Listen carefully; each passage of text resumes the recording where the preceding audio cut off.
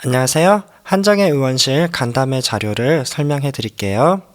토요일 날 오후 2시 하이웨이 주유소 옆에 한정의 의원실에서 만납니다. 재건축의 방향성에 대해서 이야기를 나눠야 될 것 같아요. 그래서 1번 두보연립, 2번 동측 토지, 3번 남측 토지 이 세 군데를 다 합쳐야지만 가장 넓은 구역이 2만 제곱미터에 살짝 못 미치는 넓은 구역이 설정이 되는 것이고, 그리고 6m 도로폭 확보가 필요한데 이 검역소는 공공공지로 포함이 되지 않아서 이 접한 모든 면들을 6m 도로를 내야 합니다. 그런데 만약에 3번 남측 토지가 빠지게 되면은 아무래도 6m 도로를 내다 보면은 땅이 더 작아지겠죠? 그래서 남측 토지를 합쳐서 이렇게 6m 도로를 내고 검역소를 들어가는 진입로는 이렇게 와서 이쪽에 6m 도로로, 그래서 여기 아이파크 옆으로 새로운 도로가 생기게 되는 그런 설계를 SH 담당자께서 하신 겁니다. 이런 사항을 잘 모르시는 경우가 있기 때문에 이 부분을 이제 언급을 해드리려고 하고요. 그리고 SH 김영관 과장님의 의견을 이렇게 적어 놓았고요. 우리 땅은 1종 일반 주거지역이고 1번 두보연립은 경관지구이고 2번 3번은 경관지구가 아니에요.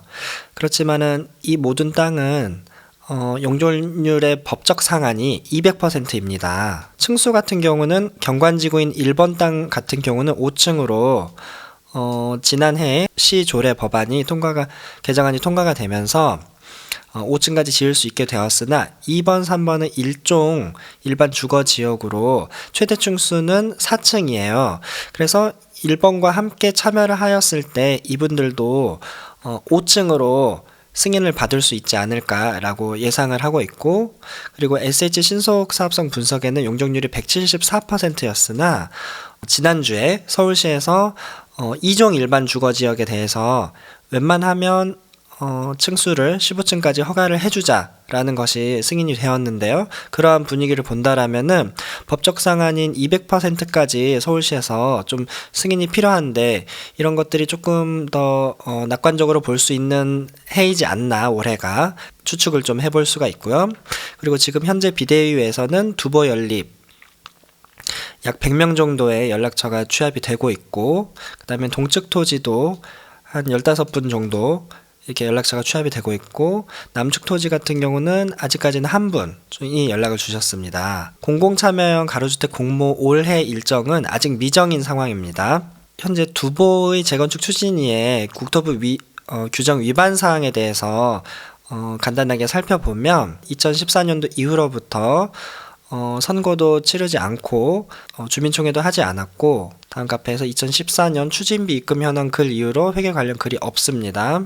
가로주택이 추진위원회가 없이도 진행할 수 있는 사항이기는 하나 현재 두보 추진위가 이미 존재하고 이로 인해 주민들이 혼란이 있습니다. 따라서 원활한 추진을 위해서는 이에 대한 개선이 필수적이고요. 일단 가로주택 공모에 신청을 하게 되면 정밀사업성 분석이 진행이 되는데, 이것은 상당한 금액이 들어가는 것을 나라 돈으로 받아서 하는 것이기 때문에 동일한 영역을 약간씩 사업 영역을 다르게 해서 다시 공모에 낸다고 해줄 수는 없는 거라고 저는 답변을 받았고, 그래서 처음에 사업 영역 설정이 매우 중요한데 이 사업 영역 설정에서 1번, 2번, 3번 주민들의 의사를 잘 확인한 후에 그 다음에 이제 사업 영역 설정을 그래도 주민총회를 통해서 확정을 하고 신청을 하는 것이 아무래도 민주적인 것이고 향후에 문제가 없겠죠. 어떠한 추진위가 됐건 아니면 특정 세력이 됐건 이 사업 영역 설정을 자체적으로 설정한 후에 LH, SH 공모에 지원을 하게 된다면 그 다음부터는 사업 영역을 다르게 해서는 지원을 할 수가 없는 그런 부작용이 있기 때문에 특히나 추진위의 상황을 개선할 필요성이 있습니다.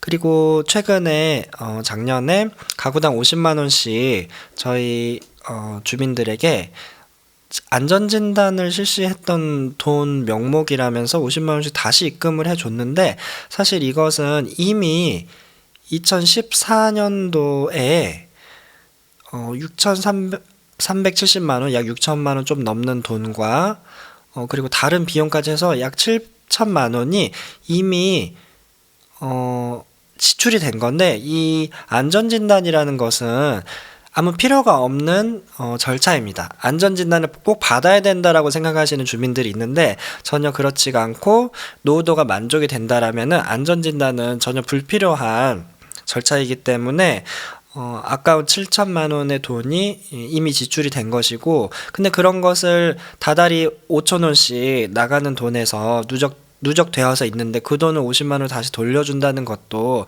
사실은 주민총회를 열어서 결정한 사항인데, 그거를 임원들이 임의대로 결정을 해가지고 돈을 돌려준다는 것도 이게 국토부 규정과는 좀 배치되는 면이 있는 것이죠. 그리고 두부 추진위는 임원 명단과 전화번호가 개인정보라고 공개되어 있지가 않고, 이 부분은 구청 주택가 직원도 의아하게 생각하는 부분입니다.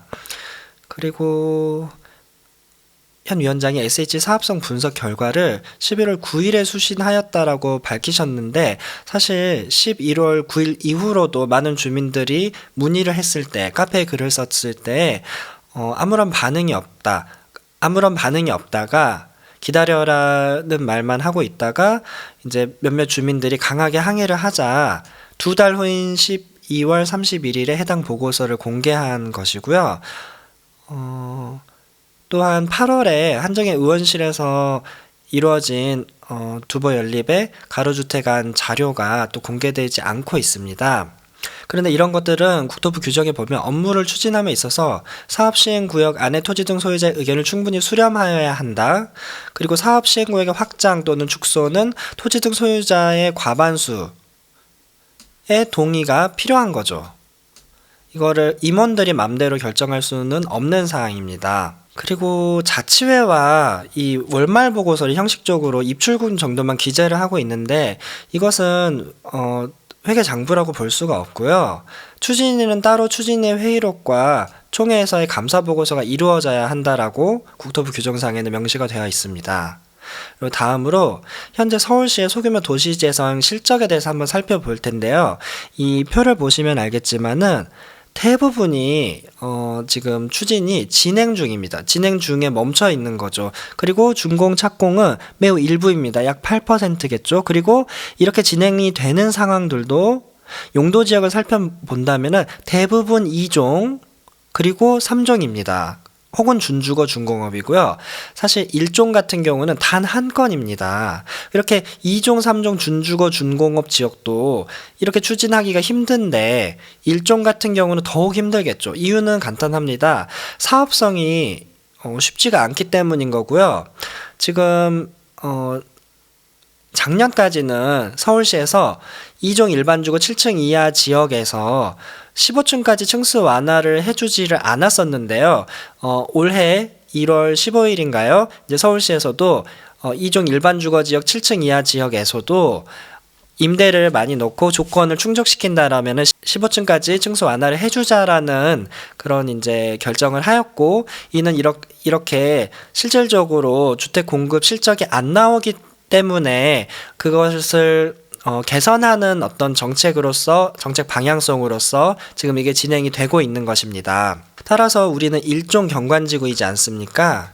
일종 일반 주거지역 경관지구, 우리는 더 사업성이 나오기가 힘들겠죠. 그리고 고령의 분들이 절반가량이 소유를 하고 계시기 때문에 특히나 사업성이 핵심인데 사업성이 안 나오는 조건으로서는 진행이 되기가 힘든 면이 있는 것이 사실입니다. 그리고 이런 사업성을 개선하기 위한 한 가지 방법으로는 검역소를 이전하는 경우를 고려해 볼 수 있는데요.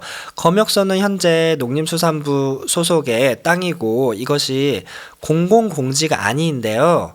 검역소가 만약에 이전하고 여기에 공원이나 체육시설인 공공공지, 어떤 공공의 목적을 위해서 꼭 필요한 땅으로 지정이 될 경우에는 공공공지 같은 경우는 그 접한 면이 6m 폭의 도로를 낼 필요가 없습니다. 따라서 검역소가 있을 때는 검역소에 접한 구역, 이 부분 약 120m 정도 가량의 구역이 다 6m 폭의 도로가 확보가 되어야 하는데, 검역소가 만약에 나가게 되고 공원 체육시설로 들어오게 된다라면은 그 6m 폭의 도로가 필요 없게 되므로 이로 인해서 200평 이상의 면적이 우리가 집을 지을 수 있는 면적을 얻게 되는 거죠. 단순히 계산하더라도 상당히 많은 플러스 요인이 있다라고 해석이 되고, 실질적으로 5층 200%라는 그 용적률 충고 제한을 더욱더 완화해주는